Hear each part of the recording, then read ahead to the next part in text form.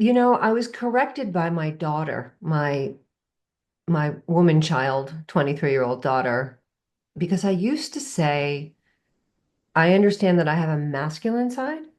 Hmm. And then she said to me, you're just perpetuating the problem when you say that. You don't have a masculine side. You're a powerful woman. And it really opened up my eyes to, wow, that is the correct language. You are right. I don't have a masculine side. I'm a very powerful woman.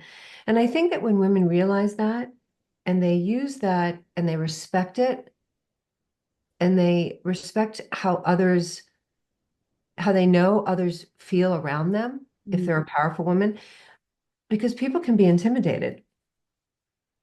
I've grown to respect my power and how it makes others feel. Mm. And I've said this before, as long as I'm kind and professional, if they still feel intimidated, that's not my problem. That's not my fault. You know what I mean? Like,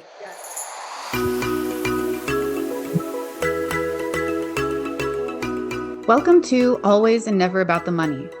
Are you ready to embark on a journey that will forever change the way you perceive money? Well, get ready because we're about to dive deep into the fascinating world of finances and human behavior. I'm your host, Chelsea Williams, and Money Whisperer. I'm here to help you realize what your money story is telling you and how you can change it. But hold on tight, because this is not the dull black and white talk about money. We're going to splash all the color into this typical nap inducing conversation. On Always and Never About the Money, we're going to explore the intricate relationship between money and our daily lives. From the impact history has left on us and how we still manage it, how your habits shape your money, and what beliefs are driving your habits, choices, and relationships, to the deeper values and emotions we've come to attach to it. We're going to unravel it all. Through insightful conversation and personal anecdotes, we'll bring you the expert insights, real life stories, and meaningful, thought provoking ideas that will inspire you, educate you, and initiate some serious perspective change when it comes to your money. Remember, money is just a tool. Together, we'll untangle the web of emotions, beliefs, and values we've come to attach to it and find a new perspective on how it can enhance our lives. So, whether you're looking for motivation, practical advice, or a good laugh, Always and Never About the Money's got you covered. Thank you for joining us in this transformative journey. Get ready to challenge your beliefs and embark on a financial exploration like no other. Without further ado, let's kick off the episode of Always and Never About the Money. Hey, welcome back, Money Whisperers. We're tackling a conversation today that is long overdue and one that every woman needs to hear. For far too long, women have abdicated their role in long-term financial planning, often deferring major money decisions to partners, advisors, and outdated societal expectations. But here's the truth. No one is coming to save us. It's time to step up, take control, and be active participants in shaping our financial futures. My guest today has spent over 31 years as a financial advisor, guiding individuals and families through the complexity of wealth accumulation, distribution, and preservation. She's seen firsthand what happens when women stay on the sidelines, and she's here to tell us why we can't afford to anymore. This one is about reclaiming our financial power, rewriting the narrative, and making sure we're not just included in the conversation, but leading it. If you've ever felt disconnected from your financial future, this here is your wake up call. Well, I was really excited after we spoke the first time. So I'm really looking forward to this. So thank you for coming back and being on the podcast. thank you. Thanks for having me. Absolutely. I think a great place to start would be in your own words, tell us what it is that you do and what you believe in because it excites me so much. Oh my God, what do I do?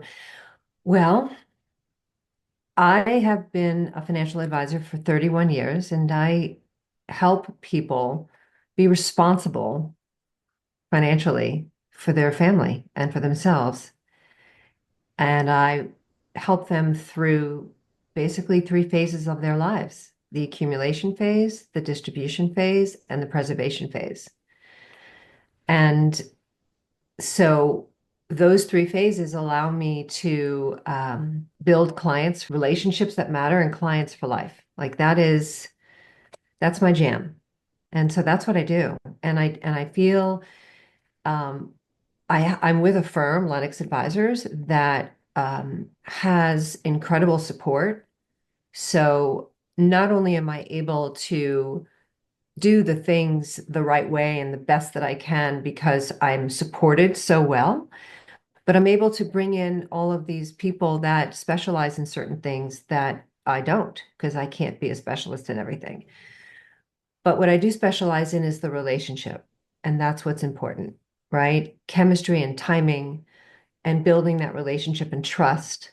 So, yeah, that's what I'm really passionate about, and I love it. I mean, I'm really making a difference in people's life. It's very impactful what I'm doing.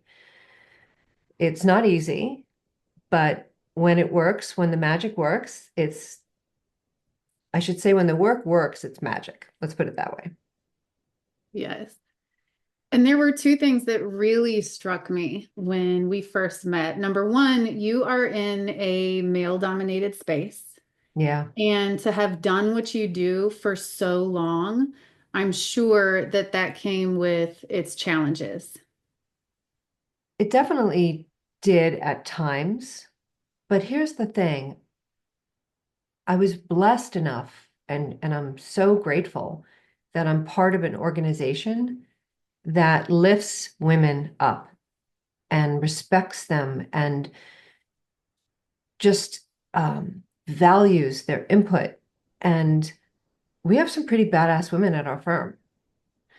But when I was growing up in this business, I joined, this industry when I was 26. And yes, I was the only woman in the boardroom. I was mainly speaking to men on my appointments.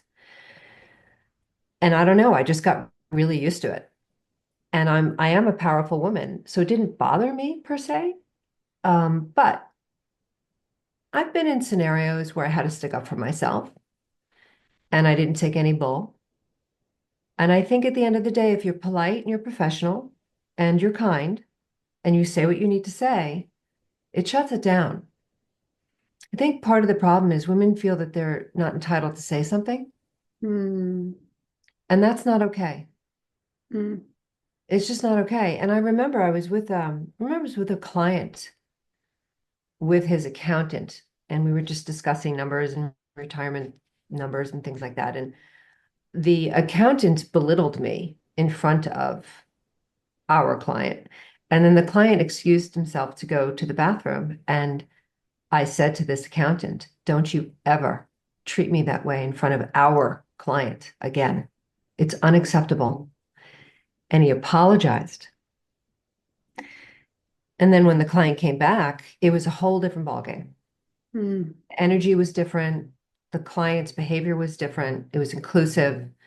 So I think it's really important that women remember their value in that moment and not stand for anything less than the value that they bring to the table and to surround themselves with people that support that. It's really important because if you want to create a balanced life with your career and your family, you have to have support. You have to have people understanding. And I think that Lennox Advisors does that really well because we have like I said before, we have an enormous amount of really badass women that work there that are leaders in our industry. And that elevates everybody at the end of the day. Mm. I love that. And I think you have such a strong point when you say there is a balance Yeah. in there. And myself having come up in male dominated spaces, for me personally, what I found is that I was being assertive, and it is statistically proven that women, we are not embracing our assertive side. But for me and myself, and I know other women, in order to succeed in a male dominated space, we emulated the men. And what happened for me and what I've heard for other women is we almost became disconnected with our feminine in the process. And I love how when you just told that story, you were very conscious about that balance between your feminine and your assertive in Mm. that conversation. Yeah. I was corrected by my daughter, my woman child, 23-year-old daughter, because I used to say, I understand that I have a masculine side. Hmm. And then she said to me, you're just perpetuating the problem when you say that. You don't have a masculine side. You're a powerful woman. And it really opened up my eyes to, wow, that is the correct language. You are right. I don't have a masculine side. I'm a very powerful woman. And I think that when women realize that and they use that and they respect it and they respect how they know others feel around them if they're a Mhm. powerful woman, because people can be intimidated. I've grown to respect my power and how it makes others feel. Mm. And I've said this before, as long as I'm kind and professional, if they still feel intimidated, that's not my problem. That's not my fault. You know what I mean? Like, Yeah. I've done everything I can to make you comfortable, and like, you just got to get over your own head trash. Like, Yeah, at it's some not, point, yes. you know what I mean? Yeah. Yeah. So, yeah, I think women need to understand their power and respect it. Yes. It can really move the needle for so many things, you know? Yeah. Yeah, that's so profound. And I know that when we consider the history timeline of us women and how long we've actually had some sort of power and control, we are so brand new in the space of making and keeping our own money and assets, in the space of our careers. And so I think there's value in bringing that up because in that initial generation, and like I went through, we have to do it the right way and Mm. not abandon ourselves to get to where it is that we're trying to go. Yeah, years and years and years ago, that feels like forever ago, I was in a boardroom meeting with colleagues, and this a long time ago. And one of the men made a comment to me, which was, well, you decided to have a family and you decided to have children. So that's why you're not included in XYZ or whatever it is. That person's gone. Mic drop. Gone. Because that is not the belief that I feel or the leadership at Lennox Advisors feels that is appropriate. Yes, a lot of things fall on the women. A lot, right? When a kid gets sick, it's the mom. When a kid has surgery, it's the mom. When a kid needs to be picked up from school or whatever it is, the errands, it's the mom.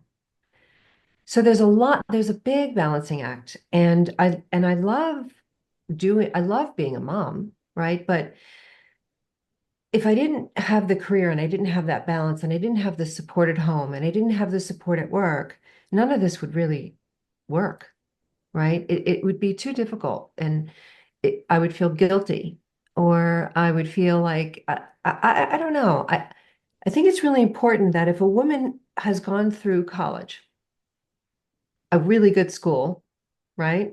Maybe or maybe not, but has gone through college, I guess it's okay that some women just want to get married and be a mom. I mean, that's a tough job, and it's totally fine. But it wasn't for me. Of course I wanted to be a mom, but I wanted something more. And I'm really grateful that I am with my husband for so long. We've been married for 27 years, together for 31, my entire career. We met at the office. And it's always been a relationship of supporting each other in whatever our passions are, whatever our love is, whatever our career aspirations are, whatever our goals are. That's a true partnership in my opinion. And I think it's okay to put that out there prior to getting married or prior to having children, to set not just a boundary, but to put it out there like what makes you happy. Because at the end of the day, if mama ain't happy, ain't nobody happy. Okay. You know what I'm saying? And it's important for women to feel. in my opinion, balanced in a marriage or in a situation where you're both giving and you're both contributing. And it is new for women, I think, now because previously, again, I'm in a male-dominated industry, as you said, and it is accurate. And what I find really interesting is that when I meet with men and I say, let's meet for a discovery call, I need to take a real fact find. When is your wife available to do this with me? And a lot of them say, oh, she's not interested. Mm. Well, I retort unapologetically with, I don't think that if you asked your wife if she's interested, if she wants to stay in the house or not, if something happens to you, I think she's interested in that. I think she's interested to know if there's enough money to put the kids through college. I think she's also interested to know if there's enough retirement assets to live a long life. Don't tell me she's not interested. If Mm. she doesn't want to meet after that, if she doesn't want to get into the weeds, that's fine. But at least she knows who I am. At least she knows where to go. And you can't rob her of that. And it's a non-negotiable for me. I love that. And that's another thing that stood out to me about you was not only the fact that you value building relationships through Yeah. what you do. I think it's amazing that you have found a home for your career in a company that has such great core values and is so forward thinking and supportive because we do need that, especially as women.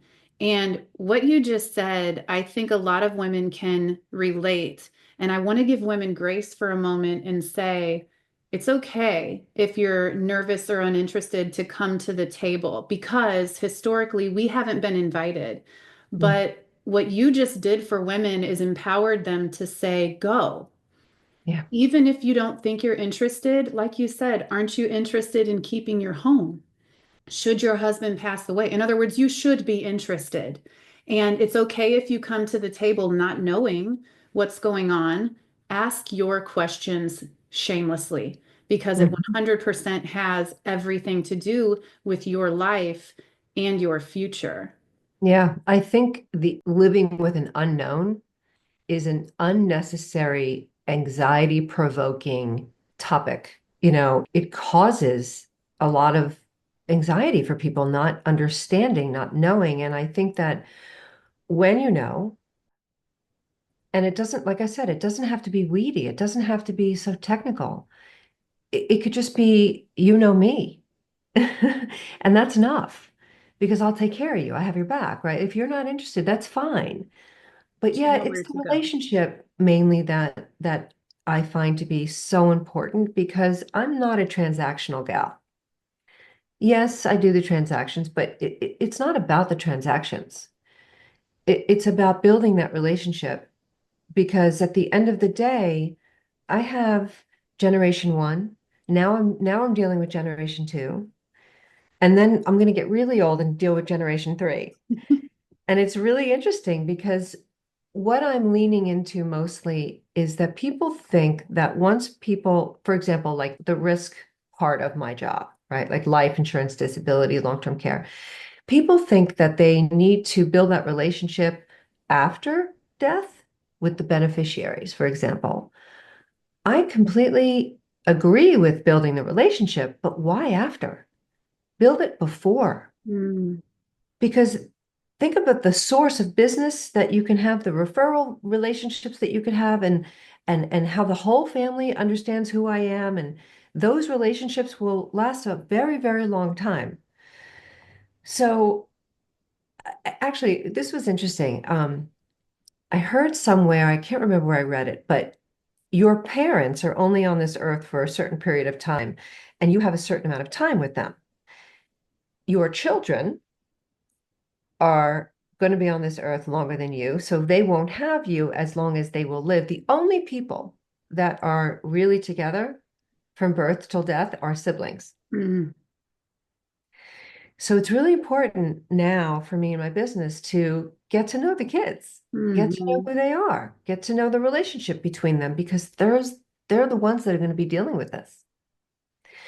So I also think that not only is it the spouse that's important to build that relationship with, but also all of the beneficiaries and all of the entire family. And that's new for me now. I didn't do that before. I'm doing it now, late into my career, and I should have done it. Like if I'm going to tell my younger self, if I was to go back 30 years and tell my younger self what to do, I would say, make sure you build a relationship with the entire family, not just the person that writes the check. And it makes perfect sense because if you think about it, when something tragic like that does happen, there is enough to worry about. There are enough, like you called it, unknowns. And just the peace of mind of like, okay, I can actually deal with what happened because I already know my person. I know where to go and what to do and what's going on. So I can actually be in the moment and grieve the way that I need to grieve and give it the due process that it deserves. So it Yeah. makes complete sense. I have a female executive client. She's a very powerful position in a very big company. And I remember meeting her, and she introduced me to her husband, who is the caretaker at home, and he handles a lot of other things. And I remember her saying, and I quote, "I found my person. We found our person." And she was talking about me. I'm their person. That that means everything to me. It's, you know what I mean? Like for them to say that, it's a responsibility that I don't take lightly at all. Yeah. So, and I'm extraordinarily grateful for those relationships because those are relationships that I'm building. And one other great thing about this career is that you're always learning. You can never stop learning. I'm constantly learning. I'm constantly tweaking and getting better. And that like you can never just peak. It just there's always something to learn. And that's a wonderful thing to have, especially as we age. Yes, no, and I'm glad you said that because I talk a lot about knowing who your key financial players are. And you are one of them. And the reason why you have people like you is because things are always changing and evolving. We are gurus at what we do, respectively, and we have to remain a student of our craft. And Yeah. so people can lean on you for things like that because you recognize and consider yourself a student of what you do, because it's always changing, it's always evolving. And I think that again, the second thing that was so profound to me is how relationships play a role in what you do, not only with your clients, but also as it relates to your story about how you came to do what you do and what you went through that helps you to appreciate it and work on these relationships with your clients. Yeah, I think you're talking about my dad.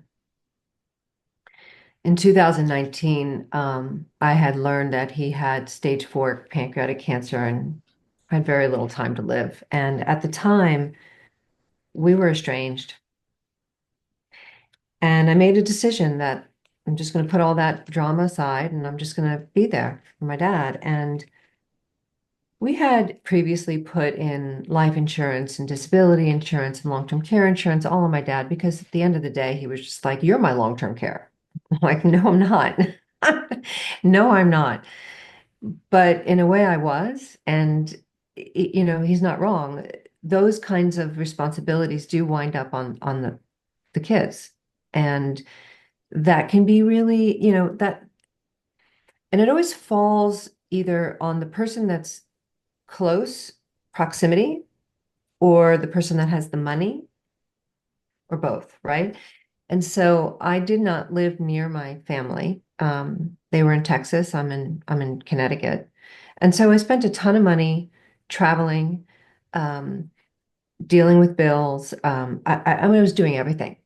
And it was a blessing because I got to spend the time with him before he passed, but it was also extremely emotional and stressful because I was dealing with my mother and my sister and the dynamic. And then when you add the trauma of what is going to happen, and then you stir that pot in with money, it becomes really weird, Mm, just weird. mm, And at the end of the day, what happened was, he eventually passed, but the care that we had to provide for him and the medications and the schedules and the just the trauma of it all. I think that if money were involved, it would be a lot worse. But the money removed that conversation from our Mhm. dynamic, and all that was left was for us to just love him, right? That's it. So it hit me to the core, like bone deep to the core of the products that I put in place for my clients. Mm. I was the client. I was that person that needed the money exactly when I needed it. I didn't want to think about taxes or inflation or the markets. Like I needed cash. And when he passed, I was basically reimbursed with everything that I spent. And there was a lot that I had to spend money on to help my mom and to help my dad and my sister. And it was just a lot of money out of pocket. And I got it all back because we had put life insurance on him. So I got all the money back. I didn't care. Whatever it cost, because I knew I was getting that money back. So yeah, nobody really wants to talk about that. It's not fun. But you know what? You talk about it and you solve those problems when you have the opportunity to solve them. And that's when you're not sick or dying, or you have to do it when you're well and you've got your faculties and you can talk to somebody. It's so important to plan for these kinds of events when you're healthy Mm. and you don't need them per se, right? So, yeah, that rocked me to the core. And after he passed, I was unapologetic about making sure that my clients understood this is real. Mm. Just went through it. It's not okay to ignore. And they get that, I don't know, there's this conviction that I have because of the experience that I went through. It's not about the transaction. They can hear that in my voice, right? That it's not about that. It's about, look, things are going to go south if you do not fix this. And it's not okay not to. And it's okay if I get in somebody's face because I've experienced it. Now, if I didn't experience, that would be, I don't know if I would sound as convincing or I would sound as passionate. But when you go through an experience like that, it rocks you to the core. It changes you for the rest of your life. Yeah. And on the other hand, you had everything kind of lined up. So like you said, money did not have to be tethered to the situation. But I know it happens a lot where that does happen and people don't have anything in place. And so now we're faced with money conversations and our family relationships, and it just complicates things so much more. So how would you suggest to our listeners to start having those conversations if money is not something they're used to talking about and, communicating about with their family and their loved ones? Do you have any tips for people on kind of how to broach that? Yes. For families who are young families raising children and they're young, talk to the kids often about money.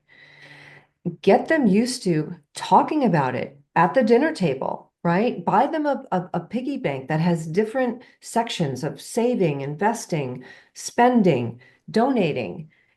Teach your kids how the dollar works. Tell them to, here's your budget. We're going to go on a trip. You and your siblings figure out where we're going, figure out everything. It teaches them how to communicate with each other. It teaches them the value of what they're getting with the dollar. I mean, I can't tell you how much my children learned when I gave them a budget to plan the family vacation and they planned it and now they're adulting and they get what things that when they go on vacations, they're looking at all the prices and the hotels and the Airbnbs and the flights and the points and the credit cards and the this and that. And they talk to each other about it. And it's natural to them because they did it when they were growing up. I made them do it when they were growing up. I gave them an allowance, but it wasn't tied to chores or love or grades at all. And I feel very strongly that children, when they're growing up, it's important for them to get an allowance, but that allowance, you need to teach them. like I said before, saving, spending, investing, donating. Let them do that. Let them experience that. If they take out the garbage, just thank them because they Mm, should be taking out the garbage because they're part of the household and that's their first community. They get an A on a paper, give them a hug and tell them how proud you are. Show your love and appreciation for their hard work. Tell them how your pride and that they should feel pride and you know that's how you instill those values and not tying it to money. Because if you tie love and chores to money, they're going to grow up with that. And they're going to think of money as this like, oh, if I, it's not healthy. mm, And money's wonderful, but it's also terrible. And it's how you handle the money that matters. It's not the money itself, it's how you handle it that matters. So I would say to your listeners, do that early and often. Talk to them about, and it's okay if there's conflict because you're going to resolve that conflict, but then you're giving them the tools to understand how to resolve the conflict. mm. When you don't talk about it ever and it's taboo, then they're entering into another relationship and they're just going to carry that into the next relationship. And that's not okay. It's just not okay. Money is a very powerful thing. But again, it's powerful based on how people use it, talk about it, feel about it. And I think that early and often, early and often. I think that's amazing. Bringing them up in a situation from a very young age. And I know that some parents are like, well, I wasn't taught money, so I don't know how to teach my kids money. And so, for those of you that's you, like, if this is the first time you are having conversations, even with little people, like, just do it anyway. And Yeah. at least it's in a very, like, we're speaking little kids. So, it's a great place to start, Yes, it is. actually. And that way, when they don't grow up and get older, they don't have that conditioning and it's not such a taboo thing for them.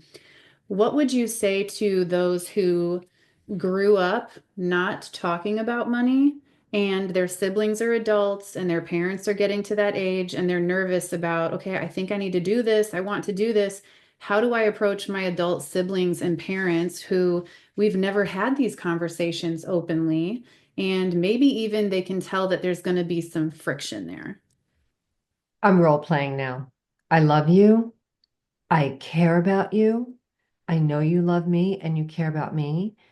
And we need to talk about life because we're going to be affected by this because we love you so much. And we want to be there for you in a meaningful way, not in a dramatic way or a toxic way, but we just want to be there for you. And we need your help to help us do that. Can you please talk to us about that? That's the opener. Oh my gosh, guys, rewind, hit your audio record or note transcript button and just use that as a script. No, I love that. And what that does is it gives people grace. And first and foremost, lets them know that I'm not actually talking to you about money. I'm talking to you about preparation because I love you. And money is a required piece or Exactly. a an inevitable result of what is going to happen, whether we prepare for it or not. And Lead I with love that, love. that there was so much grace in how you just approach that. Yeah, Thank because you got to lead with love, not money. you. Mm, If you lead with love, that opens up the door. For yeah. And it like it drops the guards right away. totally. I think the conflict happens because of the situation is daunting and anxiety provoking. Yeah. It really is. And I think that anxiety can skew somebody's behavior. I don't know how, I don't know if I'm explaining this right, but I think you know what I mean. Yes. If someone's anxious about something, perhaps the words coming out of their mouths are not going to be so eloquent or, you know what I mean? So if Mm, you lead with love and not money, I think it could turn that conversation around into a very positive one, an enlightening one, yeah. you know? it's so vital to have. And I would say, be the buffalo and head into that storm, because if you you don't want to be the cow and go the other way and let the storm catch up to you eventually. Go through Yeah. it. Just go through it. Oh, I love it. And that brings us full circle. Like you have covered some amazing topics from women stepping into our assertiveness shamelessly, and owning our understanding around what all this is and how it affects us, all the way down to teaching our children about it and having adult conversations about it, even when we're not used to something like that. And that is all so very valuable. And I appreciate that we had the time to go over all of these things. This has been I, amazing. it's Thank you for having me. I'm so glad that I can lean into this and spread that wisdom, because it's through my experiences and through watching and my career that I say these things, and my own children and how they are today. And um, I hope I can make a difference. I see it. I see it. And I'm sure this episode will be one of those ways. I hope so. Thank you for having me. Absolutely. So if anybody wants to hear more of what you have to say, where can they find you? On my LinkedIn, I have all my podcasts and things like that on my LinkedIn. They can connect with me on LinkedIn for sure. And they can also just send me an email if they're interested to talk. It's a large at Lennox, Lenox, one N, not two, LENOXADVISORS.com. And they can just shoot me an email. I'm open. Amazing. And folks, we'll put all of those links into the show notes of this podcast recording as well for ease of access. So this has been amazing. Thank you so much for coming on and sharing all of this with us. And thank you so much for doing what you're doing by inviting people like me and spreading this word and to your audience. It's really amazing what you're doing. Thank you so much. Oh, I appreciate you. Right back at you. Oh my goodness, ladies. Wow. What a conversation. If today's episode taught us anything, it's this. Women must stop sitting on the sidelines when it comes to long-term financial planning. The days of us deferring to someone else, whether it's a partner, a financial advisor, or society's outdated expectations, are over. It's time to step up, ask the tough questions, and take full ownership of our financial futures. Because the truth is, no one will ever care about your money, your security, or your legacy as much as you do. So, what's your next move? Maybe it's reviewing your investments, setting up a meeting with your financial planner who actually aligns with your goals and is going to ask you questions and get to know you and your family. Maybe it's simply starting conversations with the women in your circle. Whatever it is, take action. And if you found value in today's episode, share it with a friend, leave a review, and let's keep this conversation going. And you can always connect with me on moneymastery.work. If you have a question, submit it and we'll answer it in a future episode. Until next time, remember, the story of your money is the story of you. So make sure you're the one writing it. If you liked this episode, be sure to show us some love by subscribing and turning on those notifications. You can find me on Instagram under The Money Whisper, and also where we encourage you to contribute, to join the conversation, ask questions, and share your thoughts so we can create more episodes tailored exactly to what you want to know about money. I'm your host and your personal money whisperer. Until next time, remember, it is always and never about the money.